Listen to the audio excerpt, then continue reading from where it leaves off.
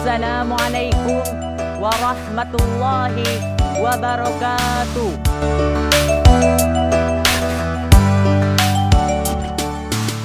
Baik anak-anak sekalian, Assalamualaikum warahmatullahi wabarakatuh. Waalaikumsalam warahmatullahi wabarakatuh. Gimana kabarnya? Baik? Baik. Alhamdulillah.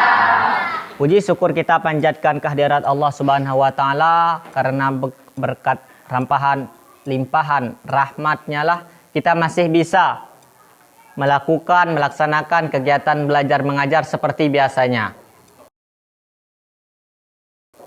Baiklah, sebelum kita memulai kegiatan belajar dan mengajar kita, alangkah baiknya kita berdoa dengan harapan kita berdoa kepada Allah Subhanahu wa taala semoga pelajaran yang kita pelajari hari ini bermanfaat dan berkah. Amin, amin ya robbal alamin. Silakan ketua kelas untuk memimpin doa.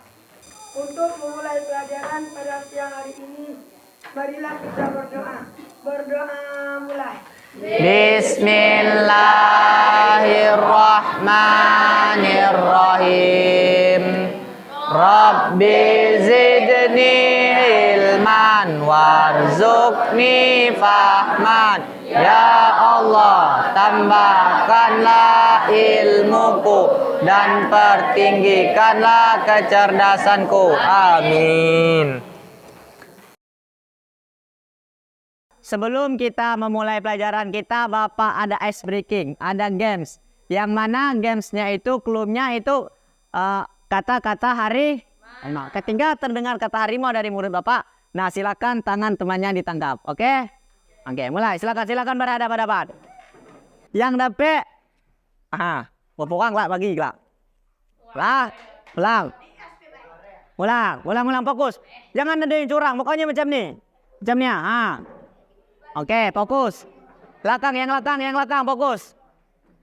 Pada suatu hari mau malam, ada harimin tersesat di hutan belukar. Ketika tersesat di hutan belukar, harimin bertemu dengan hariman.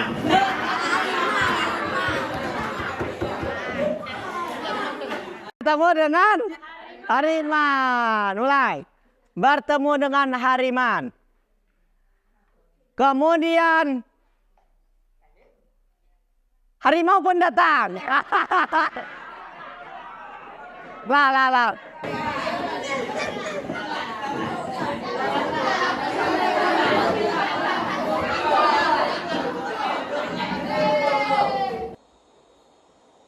Kita mau ngecek kehadiran dulu. Hari ini siapa yang nggak hadir? Masuk semua? Masuk semua.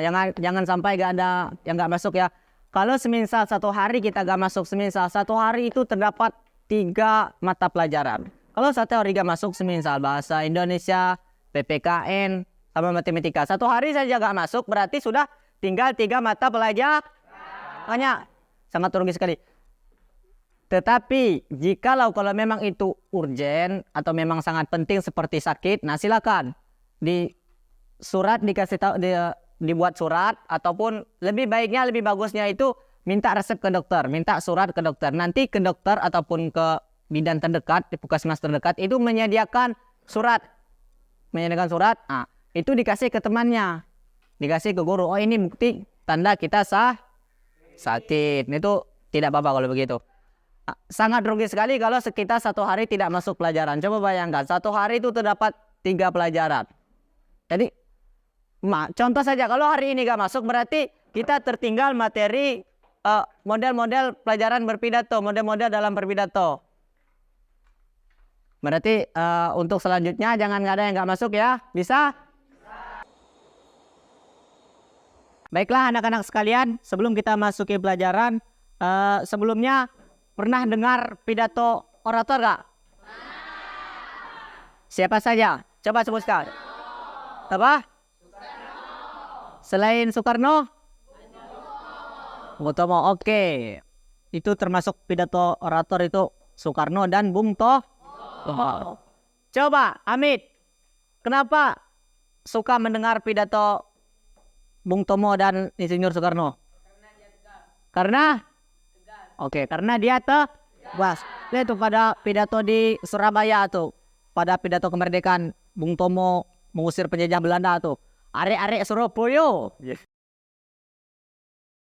Sebelum kita memasuki materi pada hari ini, yaitu materinya tentang model-model dalam berpidato, Bapak akan menanyakan tentang, adakah yang masih ingat materi sebelumnya? Yang ingat materi sebelumnya yaitu tentang struktur dalam berpidato. Oke. Ada berapa macam struktur dalam berpidato? Yang tahu angkat tangan. Ya, Git, sebutkan. 1. Pendahuluan. 2. Isi. 3. Penutup. Pendahuluan, isi, dan penutup. Nah, pidato itu pasti biasanya, bukan biasanya, pasti terdiri dari 3 komponen ini. Pertama, pendahuluan, biasanya berisi ucapan salam, puji syukur, kehadiran Tuhan, sesuai dengan agama masing-masing. Dan yang kedua, itu berisi tentang isi. Nah, ini inti daripada pidato. Dan yang terakhir itu penutup. Nah, penutup itu ya berisi tentang kesimpulan pidato kita dan ucapan salam penutup. Dalam pendahuluan pidato. Oke, Pak tanya lagi pelajaran. Bapak tanya lagi tentang pelajaran minggu kemarin. Dalam pendahuluan pidato terdapat 3 komponen. Apa saja? Siapa yang tahu 3 komponen tersebut? Silakan sebutkan. Bagas ya. 1. Salam terbuka, ucapan syukur, tema pidato. Salam pembuka, ucapan syukur, dan tema pidato. Nah, pertama itu salam pembuka. Salam pembuka itu sesuai dengan agama masing-masing. Kalau mau 1 silakan. Kalau semisal kalau di dalam agama Muslim berarti assalamualaikum. Nah, kalau semisal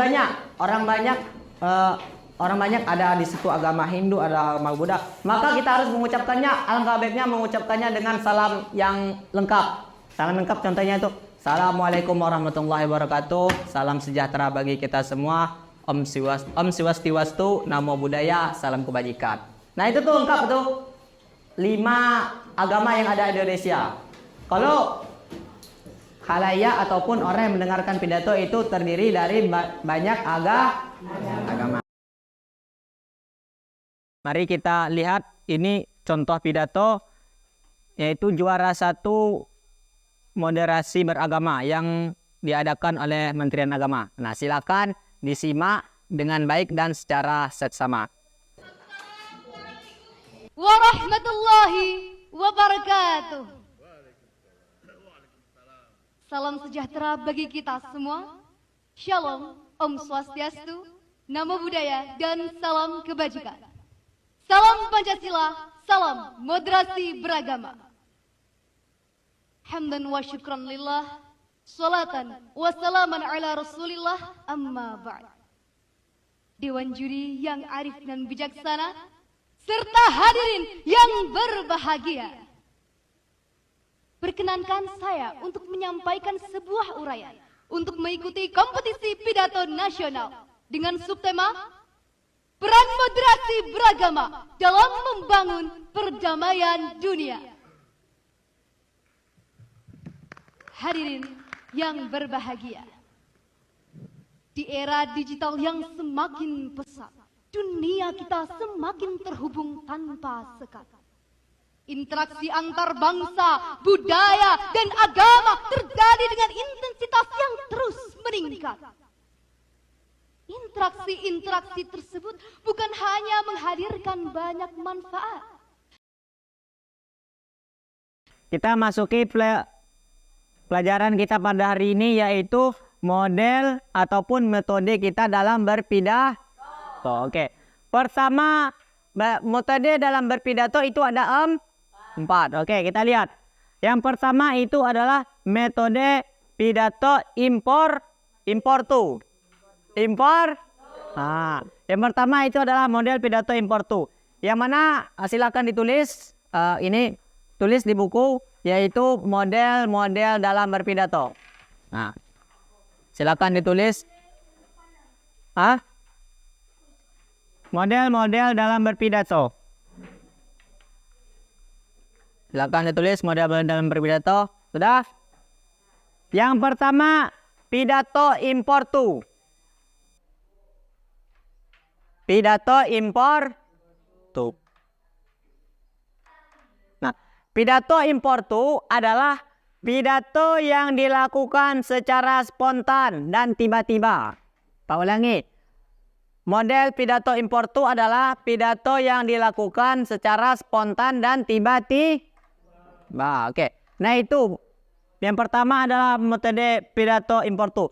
Nah, yang sering sekali kalau untuk kita biasanya orang yang memakai metode impromptu itu adalah orang-orang yang telah menguasai ataupun orang yang sering manggung ataupun jam terbangnya sudah banyak. Nah, orang jam terbangnya sudah banyak itu biasanya dia pidato impromptu. Pidato impromptu itu tanpa menyiapkan apa-apa. Bukan dalam artian kata tanpa menyiapkan apa-apa, tetapi secara spontan. Dia itu, nah, semisal kita dalam kelas seperti ini. Nah, Bapak suruh semisal Agit maju sampaikan pidato tentang misalnya yang lagi marah tentang Ferdy Sambo. Nah, itu adalah metode pidato impromptu. Pidato yang dilakukan secara spontan dan tiba-tiba. Metode dalam berpidato itu adalah metode manuskrip. Metode manuskrip. Nah, metode manuskrip ini adalah pidato yang dilakukan dengan menggunakan naskah. Manuskrip, metode pidato manuskrip yaitu pidato yang menggunakan naskah. Nah, ini berbeda dengan pidato nomor 1 tadi. Pidato nomor 1 yaitu pidato impromptu. Pidato impromptu itu pidato yang dilakukan secara tiba-tiba. Kalau pidato yang menggunakan naskah yaitu pidato manuskrip. Nah, itu semisal orang menyampaikan pidato lalu melihat naskah, itu yang dinamakan dengan pidato manuskrip. Terus selanjutnya nomor 3 yaitu pidato memoriter.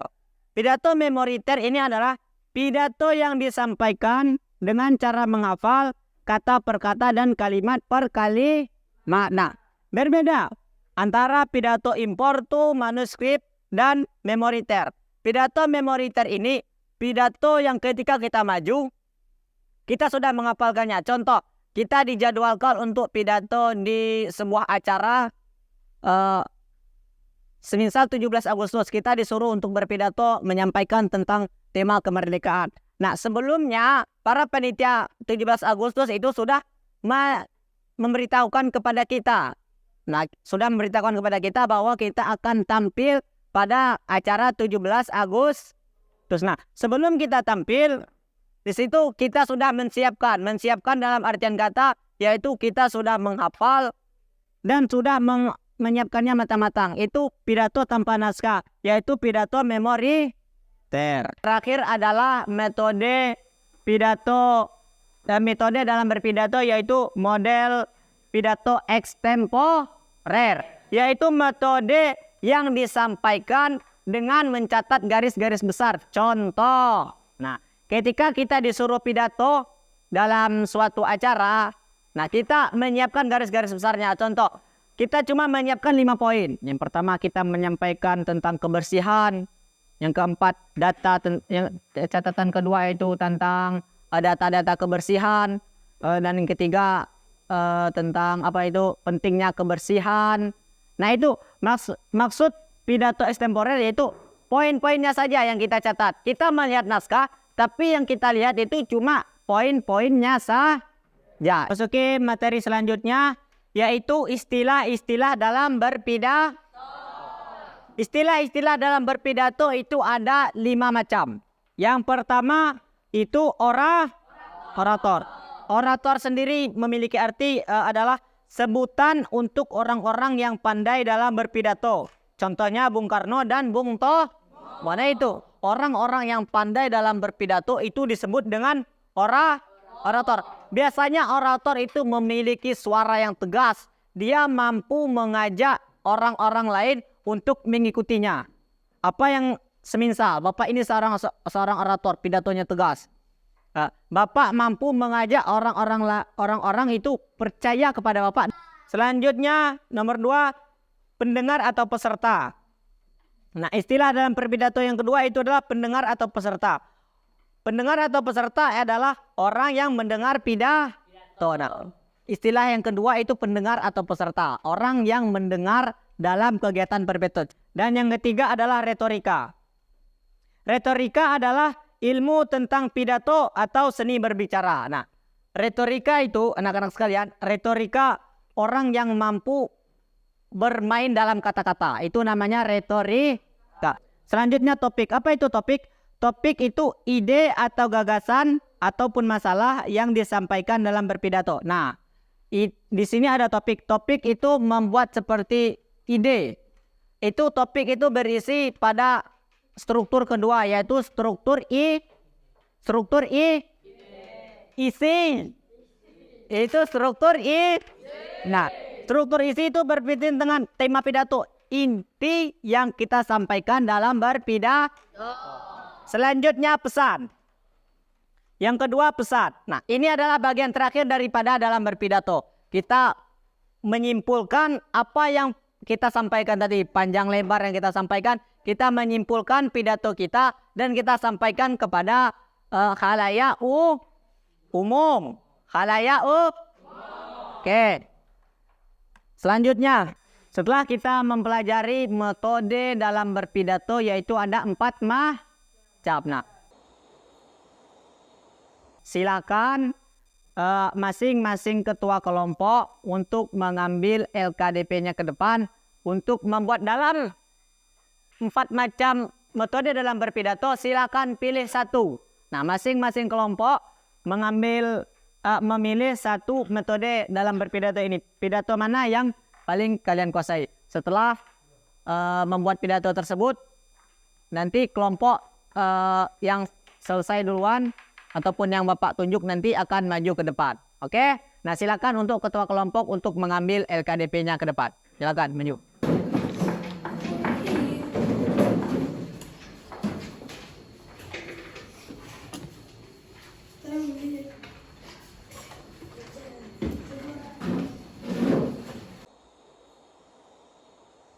Pertama pendahuluan itu bersih assalamualaikum.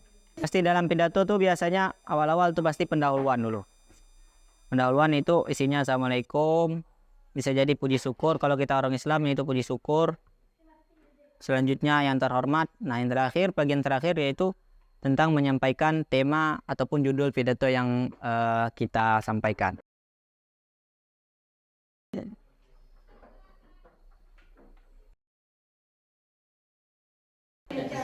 Gimana? Udah ada yang selesai? Sudah, Pak. Nah, silakan, udah kelompok yang selesai untuk maju perwakilan.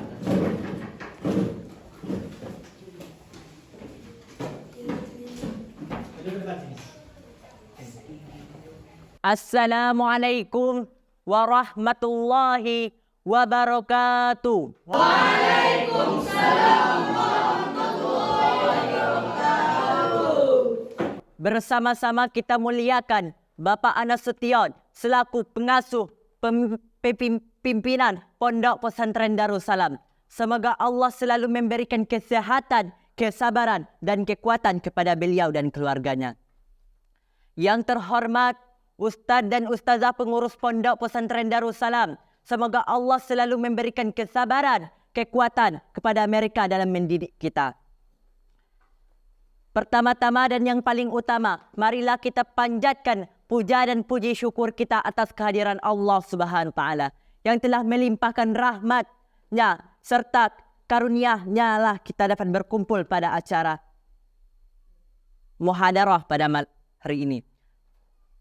Selamat beserta salam tak luput kita curahkan, kita limpahkan kepada junjungan besar kita, yakni Nabi Muhammad SAW dengan mengucapkan lafaz Allahumma salli ala Sayyidina Muhammad wa ala ali Sayyidina. Baiklah, berdirinya saya di sini, saya ingin menyampaikan sebuah pidato yang berjudul Anjuran Berdoa. Para hadirin yang saya hormati, perlu kita ketahui bahwasanya berdoa adalah kedudukan yang mulia dan penting di sisi Allah, pemilik arsy yang agung. Doa adalah pokok ibadah, tonggak ketaatan, bahkan ruh ibadah dan takabur kepada Allah. Seorang yang berdoa, ia akan merendahkan jiwa raganya ke hadapan Allah Subhanahu wa Ta'ala. sambil mengeluarkan tangannya dan mengajukan permohonannya. Maka pada saat itu doa adalah benteng yang paling kuat dan kunci yang dapat membuka segala pintu kebaikan. Nabi Muhammad SAW bersabda, "La ta'jizu fiddu fa innahu la yahliku ma'ad du'a yahad." Yang artinya, janganlah engkau malas berdoa karena tiada seorang pun yang akan binasa kalau ia rajin berdoa. Di antara waktu-waktu yang mustajab untuk berdoa, setelah terpenuhi persyaratannya tidak ada hambatannya, maka sepertiga malam. Pada saat itu, pintu-pintu langit terbuka dan malaikat-malaikat mulai berseru. Apakah pada saat itu ada yang berdoa dan memohon kepada Allah, maka doa dan permohonannya akan dikabulkan Allah Subhanahu wa taala. Tidaklah seorang muslim yang berdoa kecuali Allah akan mengabulkan doanya. Itulah saya sampaikan. Kalau ada kata-kata saya yang salah maupun kurang, saya mohon maaf sebesar-besarnya. Saya akhiri dengan wallahu muwaffiq ila aqwamit thoriq. Wassalamualaikum warahmatullahi wabarakatuh.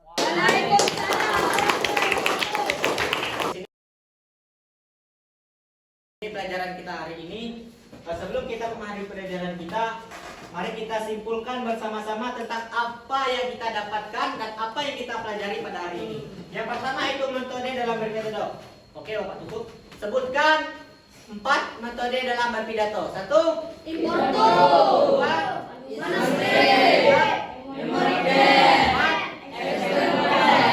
Selanjutnya, sebutkan istilah-istilah dalam berpidato. 1.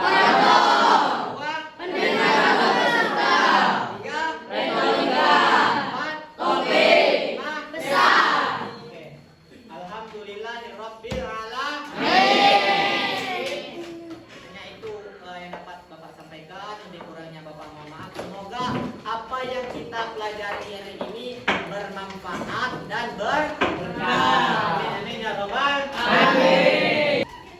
Sebelum Bapak tutup, karena ini materi terakhir di semester 1, setelah ini materi terakhir kita akan melaksanakan ujian. Mungkin hanya itu yang dapat Bapak sampaikan. Silakan materi-materi sebelumnya kalian ingat. Karena kita sebentar lagi akan melaksanakan ujian. Hanya itu yang dapat Bapak sampaikan. Sebelum kita akhiri, kita berdoa terlebih dahulu. Silakan ketua kelas untuk memimpin doa